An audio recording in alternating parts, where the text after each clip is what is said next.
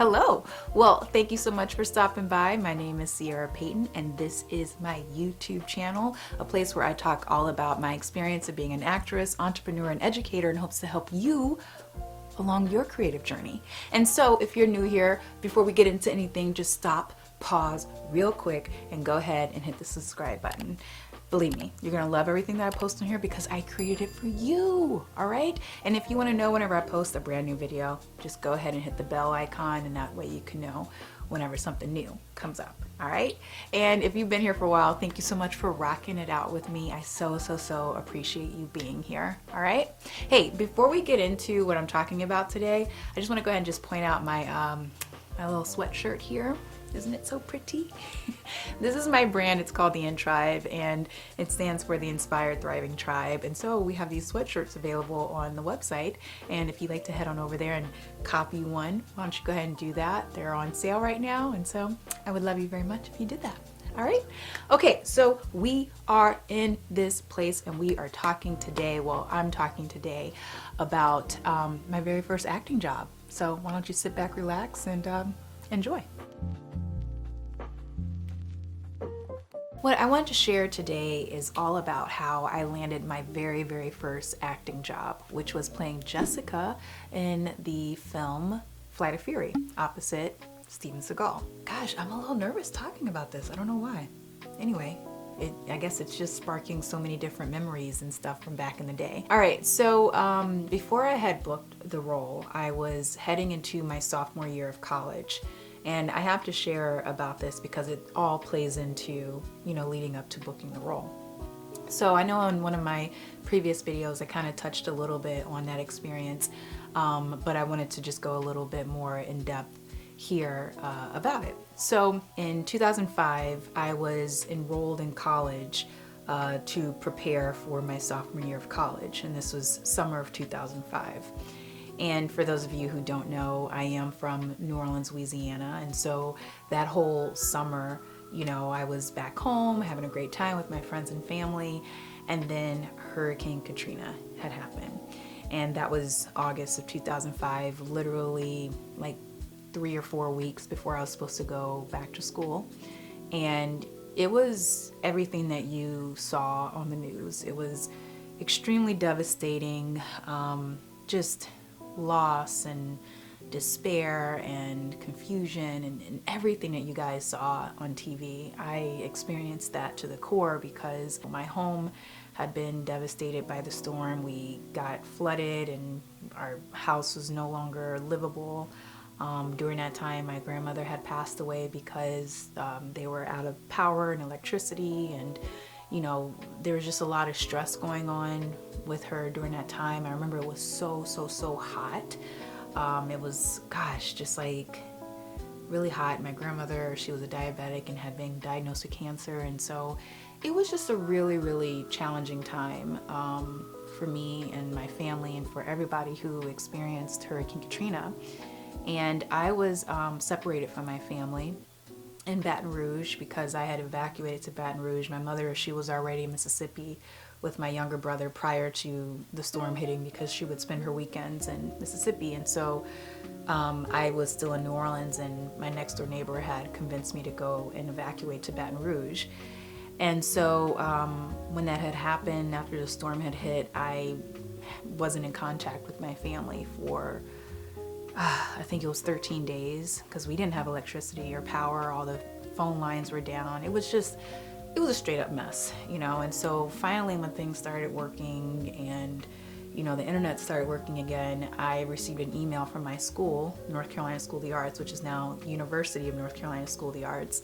And they wired me $500 to drive myself back to North Carolina so I could get there on the ground and try to, you know, find ways to, you know, make sense of it all, help my family and everything. And so that's what I did. I hopped in a car, I drove to North Carolina, and, you know, I got to school. And, you know, when I got there, I mean, the community was just so incredible with just helping me out. I mean, there were people, you know, that were affiliated with the school. There were teachers at the school. Like, everybody just were donating goods to me because I literally only had the clothes on my back with me when I, arrived. And so people were, donating toiletries and clothes and, blankets and towels. This one woman, she, took me shopping at Target to get, bedding things.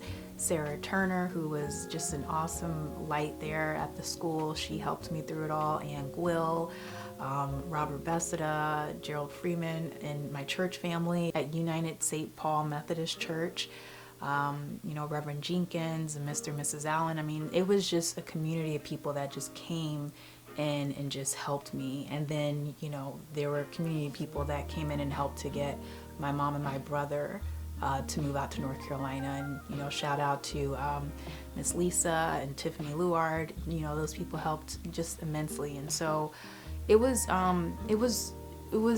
just a really, really challenging time, but also, just seeing the kindness of people just kind of helped me to restore my faith in humanity.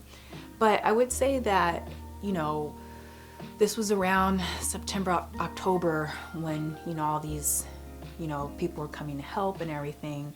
And here I am enrolled at school, and the training program at School of the Arts was very just rigorous. You're having sometimes like 14, 16-hour days between, going to classes, doing your studies, and then being in rehearsals.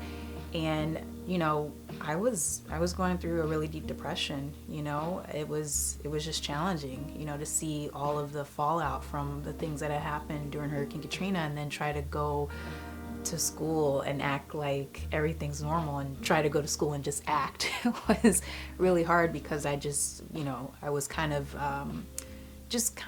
emotionally raw, And so I just had this feeling in me that I was like, after seeing everything that happened at the Superdome and at the convention center and everything, I just wanted to find a way to be of service to my home, to my community, to, my hometown, the people of New Orleans, and I just felt that being at school and studying, Shakespeare and, trying to learn how to do a pirouette and stuff, it just wasn't the thing at the time that was going to help me.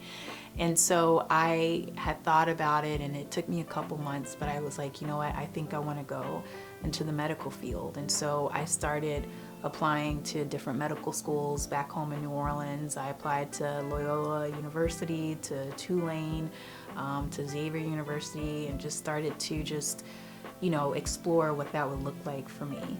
And I remember, friends of mine in college was like, no, like, don't do that. Like, you're crazy. I remember literally one of my friends, I was on my laptop, doing an application. She saw and she like shut the laptop down.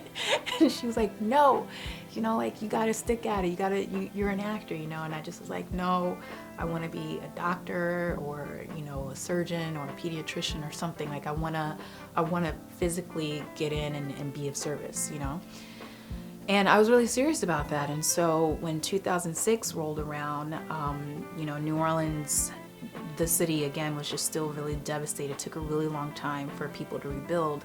But, we were still, as a people of New Orleans, we're trying to do the Mardi Gras thing, like that's a mainstay in New Orleans culture. And so I said, you know what, I'm going to go back home to New Orleans for Mardi Gras, and I am going to, try to just take some time to really explore what my, next move will be in terms of, going to med school. And hopefully I really wanted to get into Tulane University for it. And so I drove home to New Orleans, and this was it was February 2006. And I drove home, and I'm, hanging out with my older brother. I'm staying with a friend of mine. And, just there, and I started to feel really just firm in my decision. I was still wavering a little bit of like, oh, should I really be doing this? Should I be at school right now? Should I really be, should I not be here in New Orleans? Like, should I continue on with my studies of being an actor, or should I, really take this next leap? So my brother and I were at New Orleans Hamburger and Seafood Company, and we're just chilling, having a good time, eating some po' boys, and my phone rings. And I recognized the number because, like I said in one of my other videos, I had been working at a restaurant that previous summer called Semolina Pasta, and an agent who used to come in there all the time, she had gotten my information. And so she was calling my cell phone, and I'm looking at it, I'm like, why is she calling me? What's going on? So I answer the call, and she's like, hey Ciera, where are you right now? And I'm like, hey, I'm actually in New Orleans. And she's like, oh, I thought you'd be in North Carolina at school. And I was like, yeah, I'll tell you all about that some other time. And she's like, look, listen, Steven Seagal is in New Orleans right now. He's, here for Mardi Gras because he's in one of the parades, but he's auditioning for one of his movies, and we think that you would be a great fit for one of the roles. And I was like, okay, like, what? Like, what's going on? She was like, well, they're having auditions today. Can you please go to this location and audition? And I was like, you know what? Thank you so much for calling, but I'm literally, looking into leaving the pursuit of that career. And so I think I'm going to pass. And she's like, what? I'm like, yeah, thank you again. I'll give you a call back later if I change my mind. So get off the phone. About 10 minutes later, she calls, she's like, hey, I understand where you are right now. I mean, we're all kind of in this space, but I really think that you should go. You have a really good shot at this. I'm like, thanks again, but no thanks. Take care, And she calls again, and she's like, listen, can you just at least go? And I was like, sure, I guess I'll go. I don't know. And I was just like, gave her this like really vague answer, but in my mind I was like, I'm not going, So I'm eating and talking with my brother, and the phone just like keeps ringing, and she calls again. She's like, Ciera, please just go. I'm like, okay, all right, I'll go. And I just, the outfit I was wearing, I think I was wearing like a black tank top and some black pants. My brother, he's sitting at the table with me this whole time. My older brother, Adrian, shout out Adrian, AP. He's like, see, man, like, this woman keeps calling you. It's an audition for a movie. Like, you should go. You should definitely go. You just never know what could happen. Like, just go, And I'm like, oh, okay, I'm trying to leave this thing, but, I'm going to listen to you, big bro, and let me go. So I drive down. I think the auditions were held at the Sheraton. It's a hotel on Canal Street, New Orleans. So I go, and I see like, other people auditioning, and this guy like flags me down, and he's the casting director, and he brings me into one of the conference rooms, and he, he gave me the sides before I went in. But, so I had some time to look at it, but I get into the conference room, and I have these sides, and, I just start reading and, reading it out loud and everything.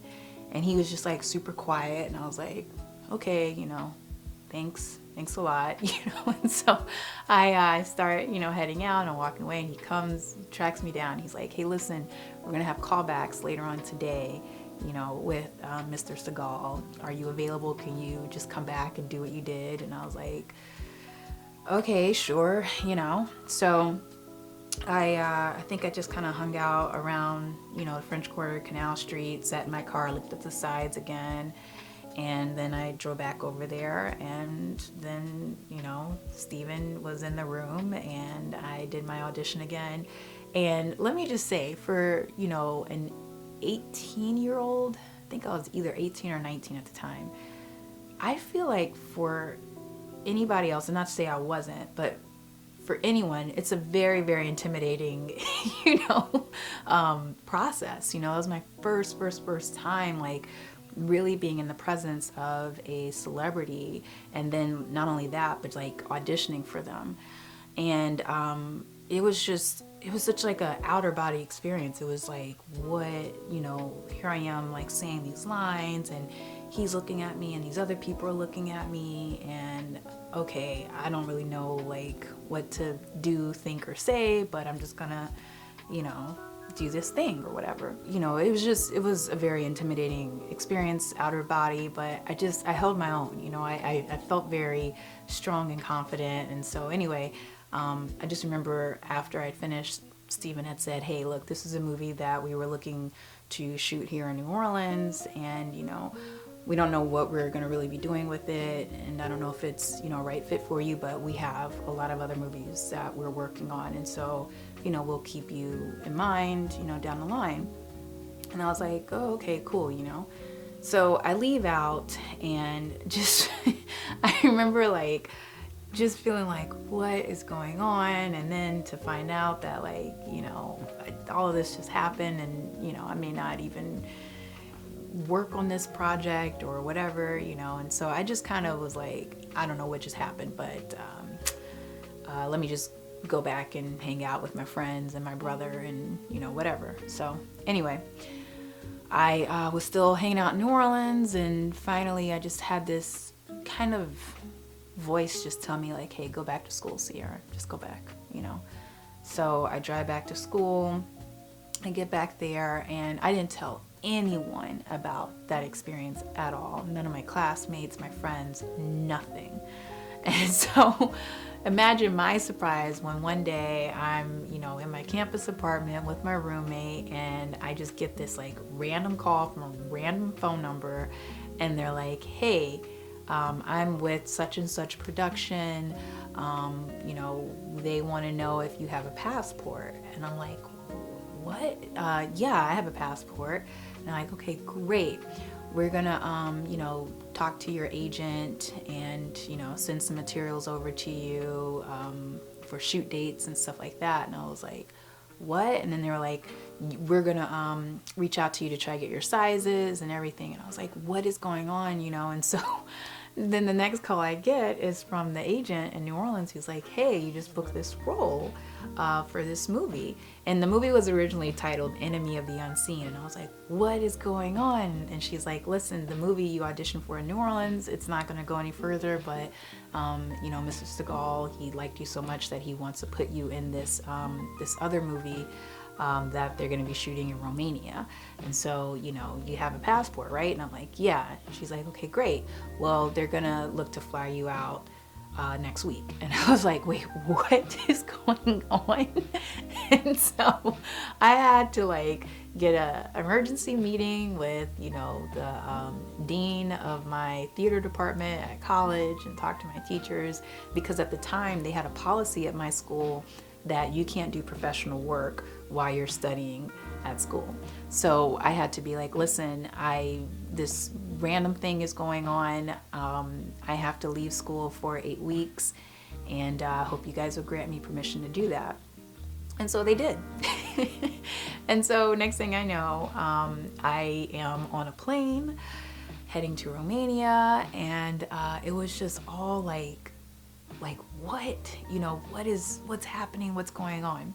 Now, before I dive in, you know, fully into the experience of it, I do want to say, you know, one of the main things that I just learned in that looking back now, what I learned, you know, things happen so fast like that in this business. You know, I could literally be sitting here right now, I'll get a phone call, and the next thing I know, I'm packing to leave to go on location somewhere, you know, in 2 days or whatever. And so when things happen super fast like that, and you know, are very green and new to the whole thing, you know, sometimes you don't feel empowered enough to ask questions or to get all the details and information, especially when it's like your first rodeo, you know? And so, you know, I remember, I believe I got the contract before I got on the plane, and it was a big contract. And so I'm not an attorney, and no one sat with me or told me anything about what's going on in the contract, you know, what am I signing off for. There was like no discussion about it at all. And, you know, looking back, knowing what I know now, I definitely would have, you know, spoken with the agent at the time, or, you know, probably gotten someone else to, you know, negotiate the contract or just lay out all the contract lines to me, because I think the agent was so excited too, because, you know, it's a smaller market, especially during that time, that they were just ready to sign off on something and get me to sign off on something, and I didn't know what I was signing off on, you know. And then when I'm in the, you know, on the airplane and I get the script, I'm reading through the script and it's exciting and it's action, it's action, it's action. But then I see on there that, you know, there's just one scene where my character is supposed to come out of the shower naked, like full naked. And the contract was like, you know, when after I got a chance to look at it while I was on the plane, it was like, oh, full frontal nudity. And so, you know, for me, my first role, I was like, wait, what? You know? And so, you know, I'm trying to figure out in my mind, like, how am I going to approach this, you know, and I don't want to upset anyone and, you know, back out of something, but I don't want to show, you know, my body on screen like that at the time, you know? So anyway, I just want to pause there because, you know, that was a big learning lesson for me. So when I get to Romania, I'm in Bucharest. They put me up in this amazing, you know, hotel. I think it was like the Marriott or something. They flew me out first class. I had a private driver. I mean, it was just like one of the most incredible, just incredible experiences, you know, because up until this point, I'm just a girl from the Third Ward of New Orleans, you know, and by way of the Ninth Ward, you know, and so I hadn't experienced anything like that, you know, and so I end up, you know, meeting Steven again, and I just remember, you know, they're giving me all these like papers and stuff, you know, like contracts and the schedules and the sides for the next day and the script, and I had no idea what any of it meant, what I was doing or whatever, you know. I had the little bit of knowledge that I had from doing, you know, theater at New Orleans Center for Creative Arts and the New Orleans Recreational Department, and, you know, from my studies at University of North Carolina School of the Arts, but I didn't have like any, you know, real experience of how to, you know, prepare for shooting a film. So I did remember I read the script, you know, however many times I could read it. I think like maybe 15 times I read it. And then, you know, they send you like these little sides, they call them sides, and it's like the pages for the following day. So, you know, I'm gearing up for, you know, my first day of filming.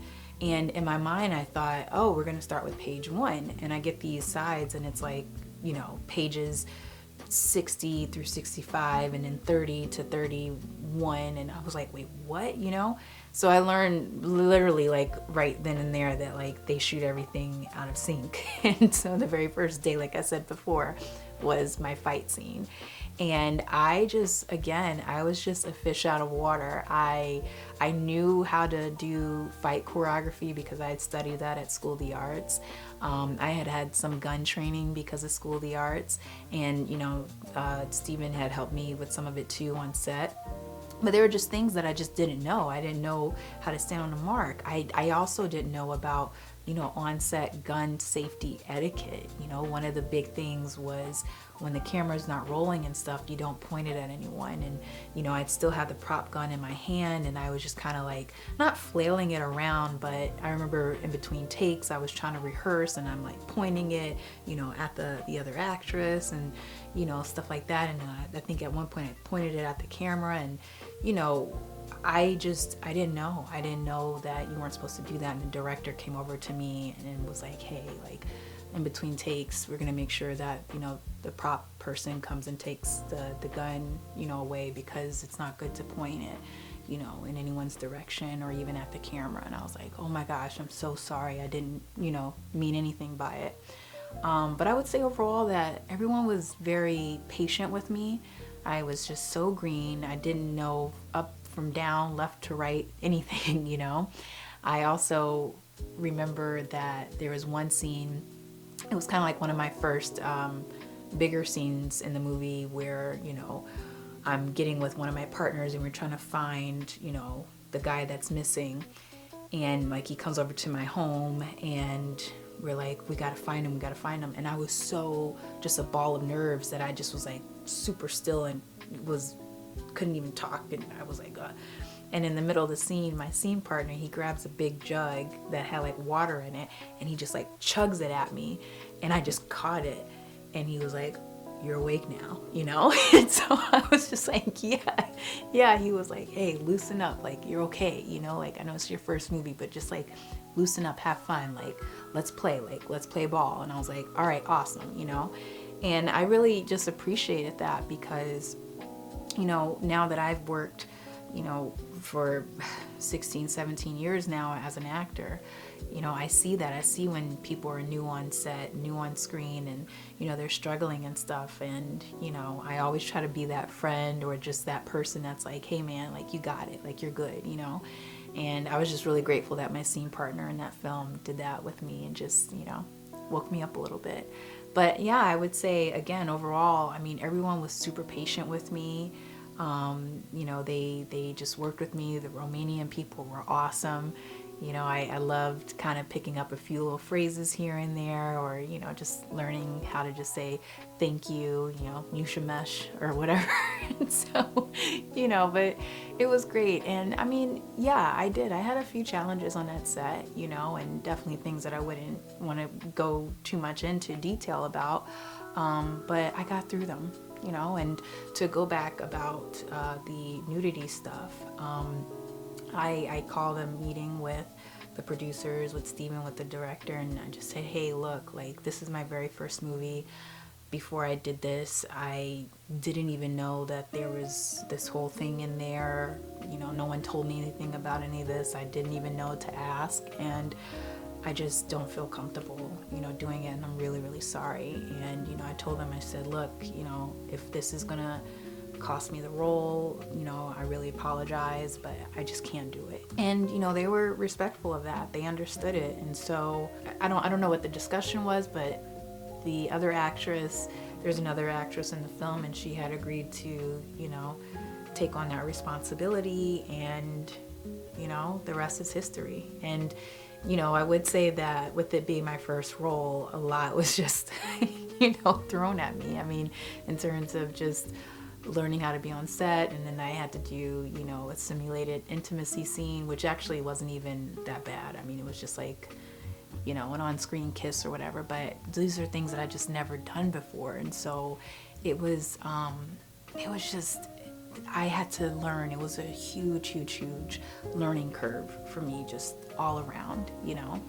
But looking back at it and looking at the journey that it took to get up to there, you know, I do feel like, you know, I'm a woman of faith, and I, you know, I have to always say this, but I do feel like that it was all a part of God's plan, and, you know, God was really preparing me for this, because, you know, I felt that if I could have gone through Hurricane Katrina and gotten out of that and gotten through that, I could conquer doing a film, you know, thousands and thousands of miles away from home, and, you know, I could be on set and, you know, act like a tough, bad CIA agent, and, you know, shoot guns and fight bad guys, and, you know, do all of that. Like, I just felt that God was like, hey, this is who you are. Like, you're a warrior, you're a strong woman, and I'm strengthening you, and here you go, you know, and now get on screen, do what I set you out to do, and enjoy it, you know. And so I just felt like that was a part of the plan, as outrageous and different and all those things that it was. And so I'm forever grateful for that opportunity. You know, it was my first acting role ever, you know, on film, and it was incredible, and I'm still just in awe of how it came about and how it happened, and, you know, and just now being able to say that, hey, my first acting role was, you know, the female lead of an action film starring Steven Seagal. You know, it's just, I don't know, it's just definitely was a gift from God. And, you know, who would have thought that a girl from, you know, both Picayune, Mississippi and New Orleans, Louisiana, you know, growing up the way that I did would, you know, end up being in a film like that. So it's just, I'm always just in awe of, you know, the things that God could do for you, you know, and all glory to Him for making that happen. So as always, thank you so much for tuning in. I so appreciate it. Look, I have tons of other audition stories and stories about other projects that I worked on, and so if you want to hear more about that, please be sure to leave a comment down in the comment box below. And if you have any questions about anything, please ask. I mean, I'd love to create a video around the questions that you have. All right? And so, as always, again, I appreciate your support. I'll be looking forward to seeing you at the next video. But until then, keep going, keep thriving. I love you dearly, and take care. Bye.